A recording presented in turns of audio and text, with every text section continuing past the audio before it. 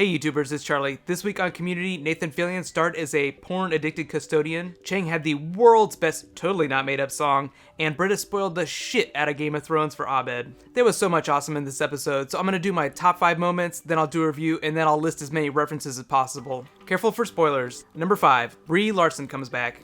I'm a huge fan of hers, and during the gas leak year, they never really took that ship anywhere, so high fives to Dan Harmon for once again acknowledging plot lines that went nowhere, but also kind of making fun of the fact that we probably never see her again for a second time.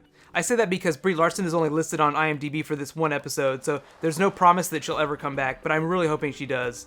Number 4, Annie frees the beast all over the faculty.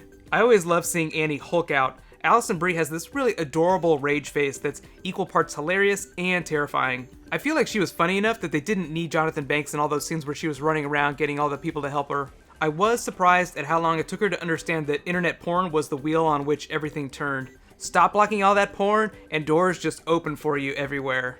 Number 3, Chang's totally not made up dance. Ken Jeong said on his Twitter that his lifetime best acting moment was during this episode. He didn't say what it was, but I think it was either the dance number or when he was pouring his hat out about picking the bear theme. I totally love the way they've kind of reset Chang's character to a less insane version of what he was during the gas leak year. Number 2, Game of Thrones spoilers. Making fun of the fact that people spoil Game of Thrones isn't a new joke. Supernatural did it during that Felicia Day Wizard of Oz episode last year, but Abed and Britta took it to this crazy place.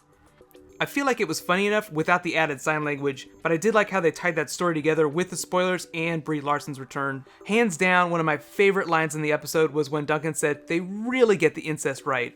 And my number 1 moment, no surprises here, Nathan Fillion loves his porn. I feel like anytime Nathan Fillion guest stars on a show and gets to be ridiculous, it deserves the number 1 spot. I love that they made it all about porn, and that Hickey implied to Annie that he knew it was porn totally because of a case and not because he also used to spend all day at work looking at porn. So Captain Mal was only listed for this one episode, but they left that character's ending really open so he could totally come back in a future episode. Let's all pray for that. Let me know what your favorite moment was. I know we're all kind of thinking the same thing though, Captain Mal totally addicted to porn. Overall, I gave the episode a solid A for excellent use of Nathan Fillion and Game of Thrones. I love how much they blame plot holes and things that don't make sense on the gas leak year. I was hoping to see more of Fillion, but the episodes are so short and they would have had to drop the dance number, and that was actually one of the best parts of the episode next to those other things. Jonathan Banks had some great moments, but I feel like he works best when he's with Jeff's character. It makes it a lot more fun to think Hickey is supposed to be an alternate reality version of Jeff's character, like if he never left Greendale, that's what he would turn into. So here's a quick breakdown of all the references that I saw during the episode. Number 1, behind Annie on the dry erase board, the message now reads, "Due to lack of funds, Greendale will be closing early on Thursdays." It's just a reference to the show almost getting canceled because of ratings. Number 2, Bloodlines of Conquest. It's the Game of Thrones joke that runs across the entire episode. This is actually a pretty broad joke, and it's aimed at fandoms in general, not just Game of Thrones. So think of this as like a mega meta joke, a bunch of jokes crammed into one giant joke. First, they're making fun of the fact that there are fans that only watch shows because they want to be part of the group. They want people to see that they're fans of a show. They don't really care about the show at all. Then they're making fun of George R.R. Martin's books. They're super popular, but the largest portion of the fan base doesn't bother to read them.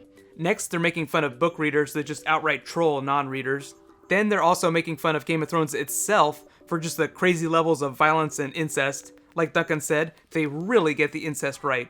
They're also making fun of superfans and fandoms in general and just implying that, it's just a show. That's actually the point at which they're making fun of themselves. Community is making fun of itself, making fun of its own fans. Community fans were a huge part of the reason why the show got a 4th and its 5th season now. So think of all these things as just one brilliant giant fandom joke.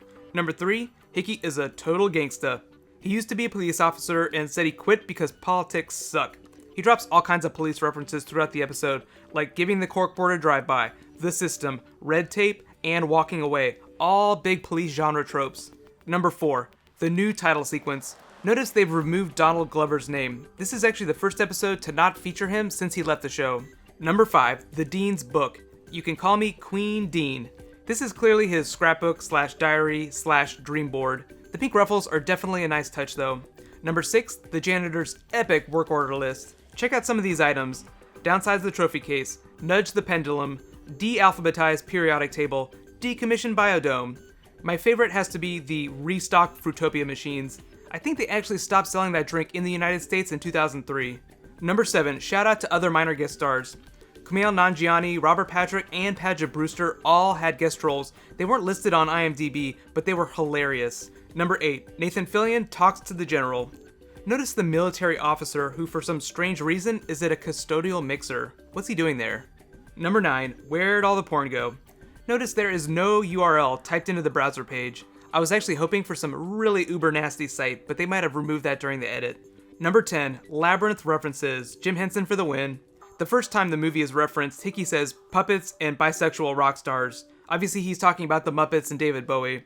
The second time it's referenced is by Dean Pelton, and he just says puppets and macho rock stars, so I guess he's a giant David Bowie fan. Number 11. This just got Sorkin-y. So Dean Pelton is just making fun of Aaron Sorkin's West Wing show. That's a show where a lot of times characters had to make really shady deals to get stuff done in the government. Then he actually follows up with another joke saying, I didn't follow most of that. That really just makes fun of the fact that sometimes Aaron Sorkin plots are really hard to follow. Number 12, check Wikipedia. There's totally an entry in there. They're actually just making fun of the fact that anyone can put anything on Wikipedia. They also imply that Duncan actually entered Fat Dog as a real thing on Wikipedia. Take a look at the screenshot on my browser here. This is my real life browser. Somebody actually went onto Wikipedia and put this on. Number 13, Red Wedding shoutout. Number 14, on Hickey's TV it reads that LeVar Burton and Troy had been captured by pirates. Let's all say a prayer. Number 15, on Hickey's Wall of Shame, his book idea was actually turned down for all of Greendale's publications. That just means he couldn't get it in the school paper. Number 16, the Greendale Secret Military. So this was actually a really funny one, and a callback to that general. Duncan actually activates a missile by mistyping the command prompt. It just explains what that general was doing at the custodial party. Obviously there's some sort of secret military base at Greendale, but that also makes me wonder, is Nathan Fillion a secret agent? So let me know if you saw any other references that I didn't list in the video, but Community is not going to be back until February 27th. The good news is that's actually the same week that Hannibal Season 2 comes, so be sure to subscribe. I'm going to be doing weekly videos for that. It's going to be amazing. Right now, click here to get my last Community video, and click here to get my review of the American Horror Story finale. Thank you so much for watching. I'll see you guys tonight. High fives.